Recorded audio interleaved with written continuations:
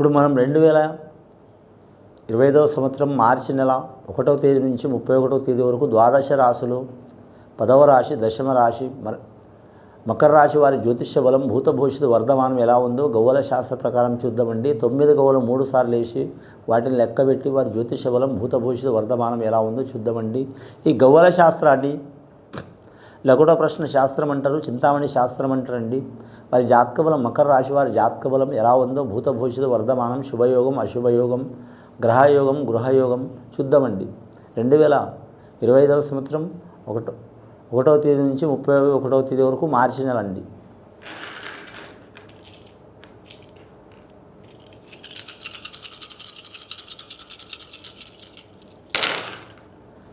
మకర రాశి వారి జాతకంలో 5 గవ్వలు పడ్డాయండి. మకర రాశి వారి జాతకంలో చూడాలంటే మాత్రం 5వ సంఖ్య వీరికి కలిసి వచ్చే అవకాశం ఉందండి. బే సంఖ్య ఈ రాశి వారికి సరి సంఖ్య కలిసి వస్తుంది, కానీ ఇప్పుడు నడుస్తున్న గడియ ప్రకారం 5వ సంఖ్య బే సంఖ్య కలిసి వచ్చే అవకాశం ఉంది. ఈ మకర రాశి వారు సామాన్యంగా వ్యాపారం చేయరండి, చేస్తే మాత్రం తిరుగు ఉండదు వారి జాతక బలంలా. ముఖ్యంగా లోహ వ్యాపారం. అలాగే వీరి జ్యోతిష్యంలో లోహాలంటే చాలా రకాలు ఉంటాయండి. లోహాలు వెండి ఉంటుంది, బంగారం ఉంటుంది, అలాగే మాత్రం పంచలోహాలు ఉంటాయి. అలాగే వీరి జ్యోతిష బలంలో చూడాలంటే మాత్రం ఇనుము ఉంటుంది, హుక్కు ఉంటుంది, అలాగే ఇత్తడి ఉంటుంది, రాగి ఉంటుంది. వారు ఏ లోహ వ్యాపారం చేసినా కలిసి వచ్చే అవకాశం ఉంటుంది. ముఖ్యంగా చూడాలంటే మాత్రం వాహనాల వ్యాపారం కూడా కలిసి వచ్చే అవకాశం ఉంటుంది. కానీ వీరి జ్యోతిష బలంలో చూడాలంటే మాత్రం ముఖ్యంగా వీరికి సముద్ర ప్రయాణం చేసే అవకాశం కూడా ఉన్నది. మకర రాశి వారి జాతకంలో ఎల్నాటి శని ప్రభావం లాస్ట్ గడియలో ఉన్నదండి, వెళ్ళిపోతుంది వీరి పేరు మీద. చాలా వరకు శుభయోగాలు ఉన్నాయి ఈ రాశి వారి జాతకంలో. గత 7.5 సంవత్సరాల నుంచి పడుతున్న చిక్కులు చికాకులు తొలగిపోయే అవకాశాలు ఉన్నాయి. అదృష్ట యోగం ఉంటుంది వీరి జాతక బలంలో. ఇల్లు కట్టడం కానీ పెళ్లి చేయడం కానీ ఖచ్చితంగా ఉంటుంది. కానీ ఈ విశేషంలో ఏమున్నదంటే అండి, కొద్ది వరకు నెగిటివ్ కానీ మాత్రం విపరీతమైన నరఘోష చాలా ఉన్నదండి వీరి జాతక బలానికి. ఈ విపరీతమైన నరఘోష వలన మాత్రం ఇంట్లో మాత్రం చిక్కులు చికాకులు తప్పవండి. ఖచ్చితంగా గొడవలు వచ్చే అవకాశాలు ఉంటాయండి. 99% గొడవలు వచ్చే అవకాశం ఉంటాయి.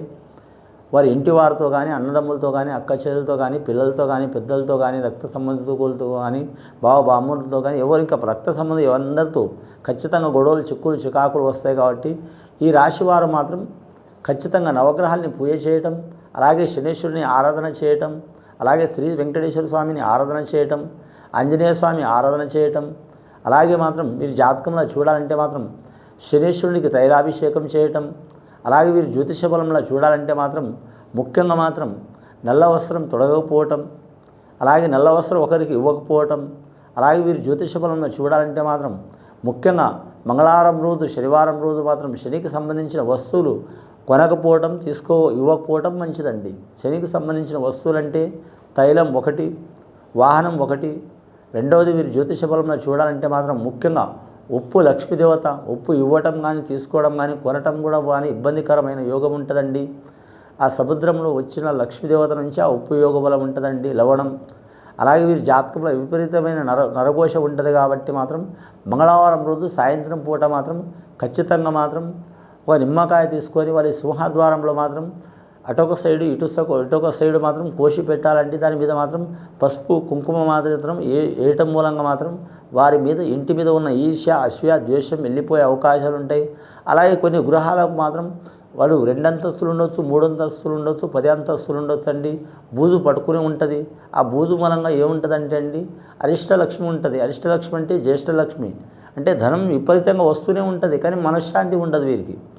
షుగరు బీపీ లేనిపోయిన రోగాలు చెప్పుకోలేని రోగాలు, ఎంత ధనం ఉండి ఏం లాభం, మనశ్శాంతి లేకపోవటం, లక్షలు ఉండి కోట్లు ఉండి కూడా మాత్రం ప్రశాంతంగా ఒక పూట అన్నం తినకపోవటం, ఇలాంటి సమస్యలు వస్తాయి. కాబట్టి ఇవి చేయటం చాలా వరకు మంచిది. సింహద్వారం కాడ ఆ నిమ్మకాయల్ని కోసి పసుపు కుంకుమ పెట్టడం, అలాగే మాత్రం పచ్చకర్పూరంతో పెట్టడం. అలాగే వీరు జ్యోతిష్యంలో మాత్రం ఇంట్లో ఏదైనా ఒక ప్రాంతంలో చెక్ చేయండి ఒకసారి. మంగళవారం రోజు ఉదయం చెక్ చేసి సాయంత్రం మాత్రం బూజు దులిపేయండి, చాలా వరకు మంచిది. కానీ నైట్ కావద్దండి, నైట్ పూట మాత్రం చీపిరి కట్ట పట్టుకోవద్దు. 4 నుంచి 5 లోపల మంచిది. అలాగే వీరి జాతకంలో చూడాలంటే ఇంటి ముందర మాత్రం, కానీ ముఖ్యంగా మాత్రం చీపిరి కట్ట కావచ్చు. చాలామంది కొందరు మాత్రం పిల్లలకు బాగుండదని, పెద్దలకు బాగుండదని, కొన్ని కళలు వస్తున్నాయని, లేదా మాత్రం భయంకరమైన స్వప్నాలు వస్తున్నాయని చీపిరి కట్ట అడ్డం పెట్టడం, చెప్పులు అడ్డం పెట్టడం, గేటు కాడ కానీ పెడుతూ ఉంటారండి. ఇది పెట్టడం ఒక రకంగా మంచిదే కానివ్వండి, కానీ మాత్రం కొందరికి అచ్చుబాటు ఉండదండి. కానీ ఇది కొందరికి అచ్చుబాటు ఉండదు. ఎందుకు ఉండదంటే మాత్రం అది యుక్తయోగంలా చూడాలంటే మాత్రం వారికి గృహబలంగా మాత్రం అమ్మవారి దయ, దేవుడి దయ ఉంటే మాత్రం కలిసి వస్తుందండి. కానీ దుష్టశక్తులు ఉంటే మాత్రం వాటి మూలంగా వీరికి ధనలక్ష్మి అనేది వెళ్ళిపోతుంది, దారిద్ర్యలక్ష్మి అనేది వస్తుందండి. పుడక నుంచి లక్ష్మి ఉన్నవారికి కూడా మాత్రం అలాంటి చిక్కులు చికాకులు తప్పవండి. రెండవది, వీరు జ్యోతిష బలంలో చూడాలంటే మాత్రం కర్పూర దానం చేయటం చాలా వరకు మంచిది.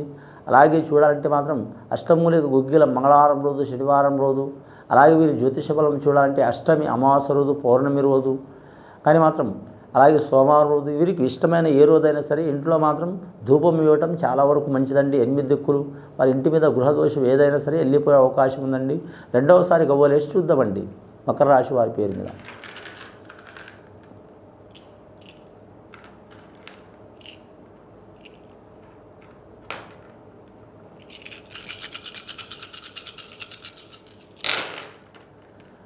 రెండవసారి గవ్వలేస్తే 6 గవ్వలు పడ్డాయండి.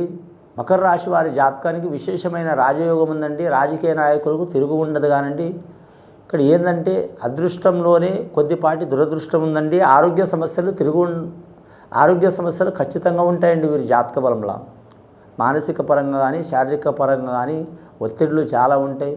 తినే అన్నం కూడా వంటికి పట్టదు, నిద్ర తక్కువ ఉంటుంది, పడితే దయ్యం నిద్ర పడుతుంది, లేకుంటే అసలు నిద్ర పట్టదు. ఇటువంటి సంఘటనలు ఒత్తిడులు ఉంటాయండి. ఇప్పుడు ఈ కాలంలో అయితే ప్రపంచ స్థాయిలో చూడాలంటే మాత్రం విన్నపరంగా నేనైతే చూడలేదు ప్రపంచం మొత్తం, కానీ మాత్రం నిద్ర అనేది కరువు అవుతుంది మనిషికి చాలా వరకు. ప్రతి మనిషి కనీసం 7 నుంచి 8 గంటల నిద్రపోవాలి, కానీ ఒక 4 నుంచి 5 గంటల నిద్రపోవటం చాలా వరకు తక్కువ అవుతుంది. ఇలాంటి సమస్యలు వచ్చే అవకాశం ఉంటాయి కాబట్టి వీరి టైం టేబుల్ పాటించడం చాలా వరకు మంచిదండి. ఈ రాశి వారు అయితే క్రమశిక్షణగా ఉంటారు మకర రాశి వారు, కానీ మాత్రం మన టైం బాగలేనప్పుడు ఏ రాశి వారైనా ఏ నక్షత్రం వారైనా క్రమశిక్షణ కొద్దిగా పాటించక తప్పితే, అలవాటు తప్పితే ఇబ్బందులు పాలయ్యే అవకాశం ఉందండి. మీరు జాతక బలానికి చూడాలంటే మాత్రం ఖచ్చితంగా ఆంజనేయ స్వామి పూజ చేయడం చాలా వరకు మంచిదండి. 6 గవ్వలు పడ్డాయి. ముఖ్యంగా మాత్రం శ్రవణ నక్షత్రం వారికి మాత్రం కలిసి వచ్చే అవకాశం ఉంటుంది. అలాగే ఉత్తరాషాఢ నక్షత్రం వారికి కూడా కలిసి వచ్చే అవకాశం ఉంటుంది. అలాగే ధనిష్ట నక్షత్రం వారికి కూడా మాత్రం వారి మీద ఉన్న చిక్కులు చికాకులు దారిద్ర్య బాధలు తొలగిపోయే అవకాశాలు ఉంటాయండి. ధనిష్ట నక్షత్రం వారు ఖచ్చితంగా సుబ్రహ్మణ్యేశ్వర స్వామి పూజ చేయాలండి.